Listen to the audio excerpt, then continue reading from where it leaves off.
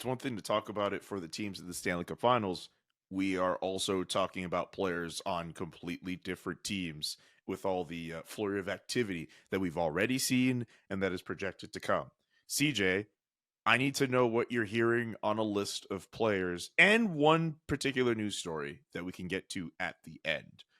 Let's start in Winnipeg with prospect Rutger McGroarty. What are you hearing about that situation, and how did the Jets and McGroarty get to where they're at now, where it looks as if the Jets are going to have to move on from their prospect?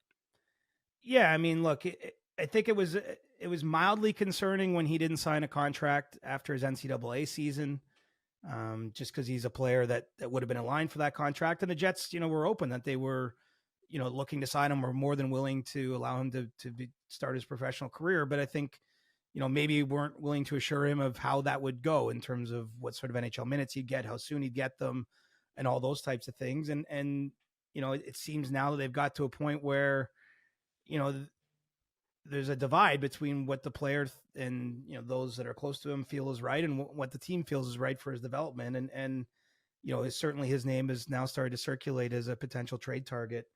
With the draft coming, and so I think it's pretty cut and dried that way. I mean, I don't know how this unfolds because this is a pretty prominent prospect. Only a couple years since his draft.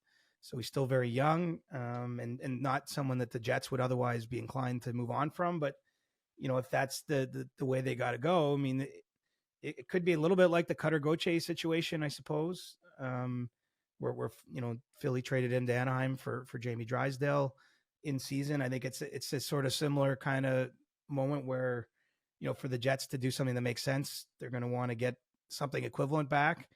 But ultimately, if a player is willing to not sign with an NHL team and plays in the NCAA, he can become an unrestricted free agent in a couple of years' time if he's willing to play out the rest of his time at Michigan. So, the player does have a small bit of leverage in this, albeit, he'd have to wait another season beyond next year before, he could become a UFA. But, it seems as though the Jets are at least exploring the market to see something that makes sense. And naturally, there's a whole bunch of teams I think that would be interested in, adding Rutger McGroarty, just given what he's accomplished, the sort of leadership qualities that come with him. He's been a big part of a lot of Team USA's national teams at the age level, world championships rather. And, we'll just have to see where this goes next.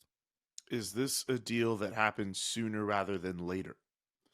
Most likely, because you're probably, I mean, look, the draft is kind of like its own trade deadline in a sense, not because you can't trade after the draft, but because a lot of times that the deals that get made involve draft picks that get made in that draft, right? So there's, I guess I wouldn't call it urgency, but if it's a little more fun if you're trading for a draft pick, I think, to then be able to get a player right away. And so I would say that we've got a little less than a week until the first round of the draft. It's probably something that is going to pick up steam and see a conclusion by then. And then if not, maybe everyone's got to reevaluate where they're at. But I would expect there'll be a push to make a decision by Friday. Okay. What about Marty Necas from Carolina? The Hurricanes are still working through this one. It sounds as though they certainly have a handful of teams that are starting to make bona fide offers, and so it's sort of gone beyond the tire kicking stage. And, I still fully expect the player to be traded. It seems like there's a mutual understanding that that's what he would prefer at this point in time. And so don't have anything much more concrete than that, but do think that it's sort of accelerated from when we first started talking about this, in terms of now you're down to a couple teams that are, trying to see if they can make something fit with Carolina, satisfy the conditions of sort of the hockey type of trade that we've been talking about over the last few weeks for Marty Necas. And remember, he's a restricted free agent, needs a new contract too. So, that's a name that pretty high up on the Athletics trade board for a good reason. And, another deal that I think could play out here in the next week or so. Any teams for sure that are involved on Marty? Not for sure. I know Winnipeg's been around it. Montreal's interested in all the scoring forwards.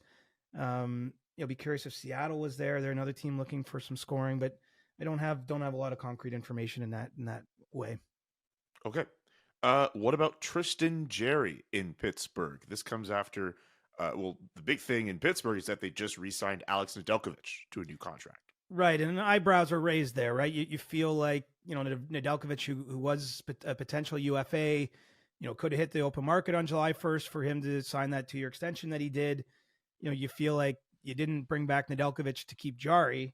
What I think remains to be seen, though, is can they move off of Jari's contract? He's at nearly $5.5 million against the cap. Still has, I believe, 4 more years on that contract. Obviously played well enough at points in his career to earn that kind of deal, but we haven't seen it consistently enough. But we're in a strange marketplace, which we've talked about a little bit, but probably the top 2 or 3 goalies as free agents this year are Laurent Brossoit, who's been a career backup. He's played lots of big games and won big games, but he hasn't played sort of more than 30 in a season and showing you that at the NHL level. Anthony Stolarz, who all of a sudden, we'll see how this Game 7 situation plays out, but he's been a career-long backup. Big guy, 6'6" or so. Very well thought of, but not a sure thing. And then maybe Ilya Samsonov, is leaving Toronto and has played big games for the Leafs, helped them win a series against the Tampa Bay Lightning back in 2023, but has certainly had a lot of noted ups and downs in his career, cleared waivers this season. So those are among the top names in the free agent list. And so we go back to, if you're really looking for more of a sure thing, I'm not sure Tristan Jarry is a sure thing, but maybe in that environment, in that marketplace, Pittsburgh can move off him. I think they'll certainly try, but there's others out there, whether it's Linus Ullmark, who I do expect to be moved out of Boston. John Gibson's name is still kicking around. UC Saros, I think Nashville feels pretty confident they're going to be able to extend him on July 1st, but they've listened on him in the past, and so he's a name that I think is at least kind of, I wouldn't put him too high up the list, but as a possibility. So there's a lot of goalies out there, and I'll be curious to see if Pittsburgh can find a home for Jari in that environment. Linus Ullmark is a name I wanted to get to. Is there a team out there that seems to be a front runner for his services right now? Well, it seems like there's some momentum with Ottawa, and he does have a limited no trade clause. I think he's willing to go play in Ottawa, and really he's entering what would be the final year of his contract next season. I would think a dynamic of, if this trade can come together, would be having it include some kind of extension to his contract.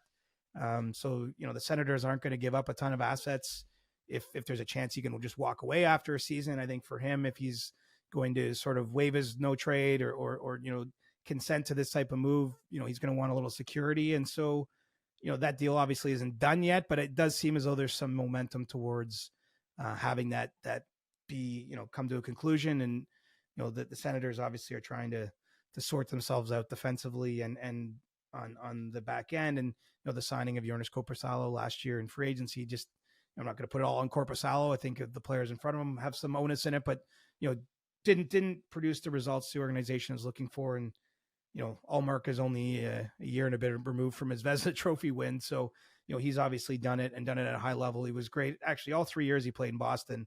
I know this year Jeremy Swayman took a little bit more of the starts and played more in the playoffs, but, he was consistently an above average goaltender for them, and, would presumably be able to continue that if he gets a deal done and ends up in Ottawa or perhaps somewhere else. Okay. Patrick Kane. Well, I think the Detroit still has been talking with his agent. So, he's still Red Wings property till July 1st. Wouldn't surprise me, though, if he ends up, heading to free agency. And, I think what's notable now is that, Patrick Kane went through a free agent process in October, November, before he returned after his hip resurfacing procedure. No one knew quite what to expect from him then. He ended up signing just the 1-year deal with the Red Wings. And, he put up basically a point a game and I think showed some glimpses of his old self. And I know in talking to Patrick right before the end of the regular season that he feels really confident that he'll be able to take it to another level next season, given that he'll have a full summer of training. That's something he wasn't able to have. He had the hip resurfacing last year on June 1st and spent most of the summer rehabbing that injury and obviously trying to just get back to, his normal movements, whereas now he can build some strength back and try to push himself a little more. So, Kane's going to be looking for, I would think, something like a 3-year contract. Maybe it ends up at 2 years. I mean, that's where the Devils are in the details of the negotiation, but there's been lots of smoke about a return to the Rangers. I know that they felt good about his short time there after they acquired him at the trade deadline. It didn't work out with a long playoff run, but really liked the person. I think he likes the big stage. By no means do I think that's a done deal, but I could see the fit there and I could understand that speculation. But certainly feels as though he's going to test free agency, and if we had to pick a front runner, I'd say it would be New York.